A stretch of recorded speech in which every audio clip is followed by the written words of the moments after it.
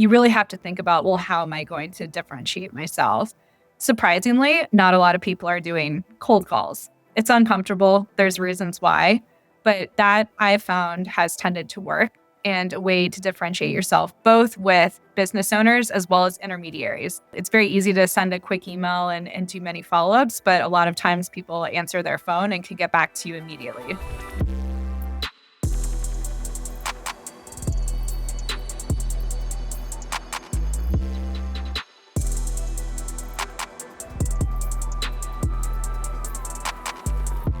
Search Party is sponsored by Avid Bank, Boulay, Mayer Brown, Plexus Capital, and Oberle. The lead sponsor is Next Coast Legacy. Hello and welcome to Search Party. I'm David Snow, your host. And today we're speaking with Christine Koval. She is with Next Haven Group. She is an entrepreneur through acquisition, and she is currently in the middle of a 2-year search for a lower middle market business to acquire and run. Christine, welcome to Search Party. Thank you so much for joining us. Thanks, David. Pleasure to be here. Christine, where are you based? I am based just north of the city of Chicago. Can you talk briefly about what attracted you originally to the ETA career path and how that compared to other opportunities that you no doubt had? My path was a little bit different than most traditional searchers who go into ETA. So I decided to do ETA and raise a traditional search fund about 1.5 years after I graduated from business school. So for me, the attraction was really in the opportunity to be both an owner and an entrepreneur. I spent about the last 5 years of my career before I started my traditional search fund trying to find product market fit in very fast growing industries. And the one insight I had from that is it's very hard. So when I thought about becoming an entrepreneur and wanting to do something for myself, when I looked at the search fund model, and you can essentially acquire a company that already has customer acquisition and product market fit figured out in a way that is scalable in a growing industry. To me, that was a very risk-adjusted way to become an entrepreneur. Can you talk a little bit about the sector that you are looking for an acquisition in? For me, back office services has been the right sweet spot where I can add value and also give me comfort as a CEO in the revenue quality. So I've spent quite a bit of time in that space. I want to give myself the best opportunity to succeed when acquiring this company. And to me, back office services is a great place to start. What's the difference between an ETA acquirer and other types of acquirers of a lower middle market business? Can you go into a bit more detail about historically what that differentiation has been and what it's meant to an ETA searcher? For ETA entrepreneurs, it's always been about selling yourself. We differentiate ourselves from other investors in that we actually are owner-operators. So the business owner can get to know us. We're not finance professionals, financial engineers. We're actually going to be the one that's running their company and helping elevate their employees to take their business to the next chapter. The other area where I found that really resonates with business owners is we have a more flexible hold term. So we're not private equity in the sense that we're looking for a 3 to 5 year flip period. We're investing in organic growth. And because we invest in organic growth, we can invest in their team and employees. And that tends to resonate with the business owners. Obviously, you need to meet potential sellers of businesses that you might acquire. How do you get in front of them? You know, there's email, there's cold calling, there's going to conferences. What has been a traditional outreach method that has worked? And what have you noticed in your own search that has changed, therefore requiring you to sort of change the way that you try to reach these CEOs? With the pandemic and with the evolution of the technology tools that we have available, sourcing had become very scalable. So we have access to a variety of different databases, which are all common to searchers. And now there are various different tools for you to be able to be incredibly efficient with, for example, sending emails. So sending them in bulk and then also personalizing them in bulk with the benefits of various different AI tools. What I found is now that everybody has access to those tools, something like email has become more of a commodity. And I've even heard from certain business owners and even one intermediary in the space that she's talked to a business owner who gets on average 50 emails a day from a searcher. So in a market like that, you really have to think about, well, how am I going to differentiate myself?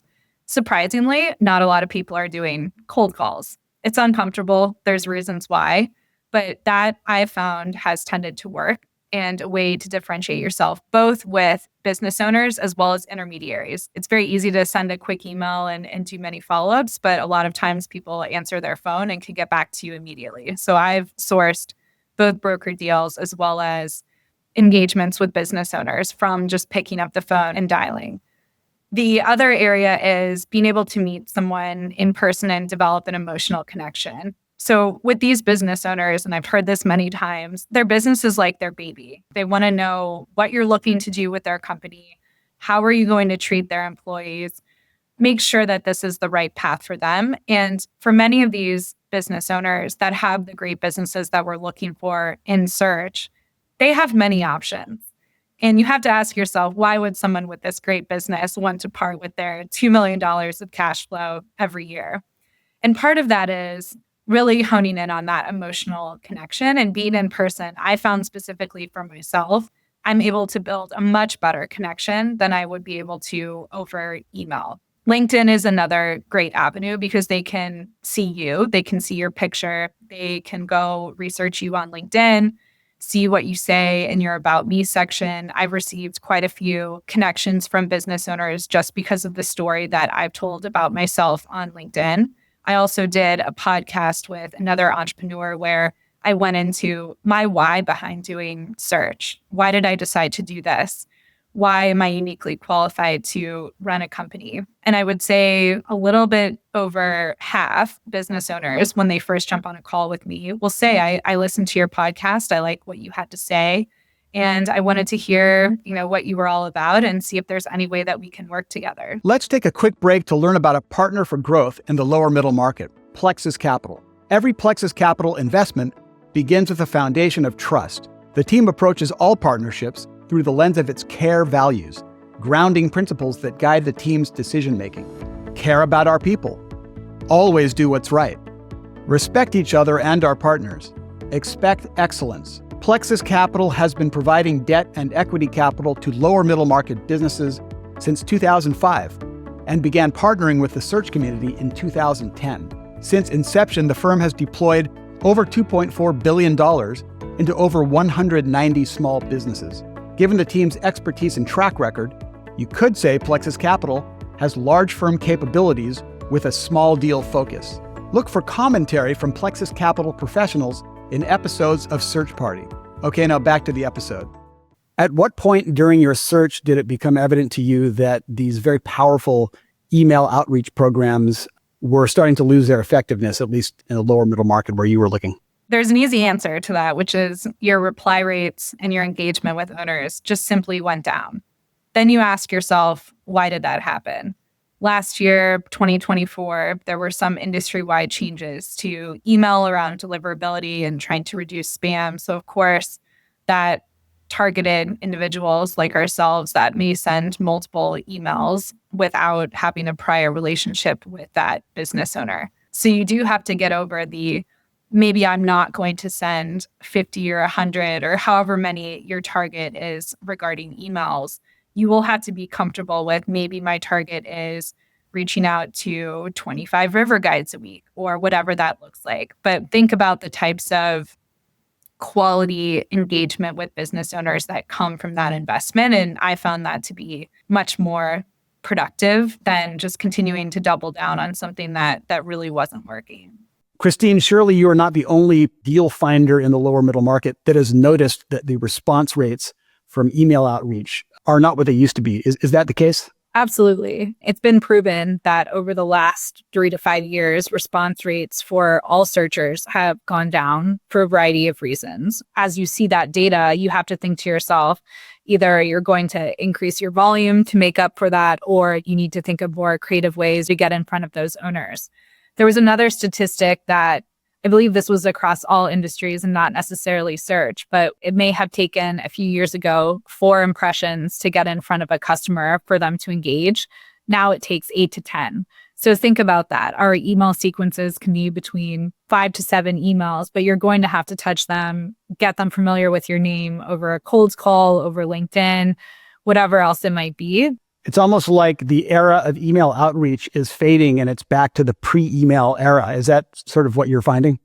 It is. I remember before search, I was very interested in a specific sector. And I told myself, let's go to a trade show. It's the best way to learn. All the industry associations are going to be there. I can talk to the salespeople on the floor. I can really get a feel for what the industry is like at lunch, be able to sit at a table and hopefully get in contact with someone that might be able to help me. But yes, I feel like it's back to the olden days a little bit where your boots on the ground, you're getting out there to learn, you're getting your face in front of business owners. They recognize you as, oh, that's the woman that's looking to acquire a XYZ business. That would be the best case scenario. Because then when someone actually makes the decision to sell their business, they think of you and then hopefully can come across you at the next conference or whatever else that might be. That sounds a lot more effective than sending a 10th email to someone. It's easier to send the emails, certainly. And it's a lot harder to get out there and it takes more time. But certainly, I think if you were to talk to any traditional searchers right now, it's very hard. It's very hard. So figuring out new ways to get in front of owners and, like I said, differentiate yourself, those are the folks that are ultimately going to win. Final question, less of a business strategy question, more of just pure psychology. You are in month 14 of your search. You have 2 years. You are improving the way that you're reaching out to potential sellers. But how do you maintain a good mindset? How do you maintain grit and determination? I received advice early on in my search, which I started to appreciate more once I reached the 1 year mark and had more experience under my belt, that we can't necessarily control the outcome. For example, is that owner that receives that email, are they ready to sell? But what we can control is our process. So are we targeting the right industries? Are we putting our best effort in how we're communicating and engaging with those owners? So really focusing on executing your process each week, gathering insights on what's working, what's not working, tweaking your process, and just continuing that. For me, that's been really helpful. Instead of thinking about, I am at month 14, I do not have a business that I have acquired yet, I am still searching. So to be positive about what that looks like. The other point that I'm reminded of is it only takes one business. So today could be the day that I end up talking to that business owner who wants to sell. So I try to tell myself that most mornings and continue to focus on how am I producing a process that can hopefully generate better quality leads that I can execute every week. Christine Koval, thank you so much for speaking to Search Party today, and I wish you the best of luck in your search efforts, and I hope that we can have you back on Search Party to talk about what happens next. Thank you, David. It was a pleasure.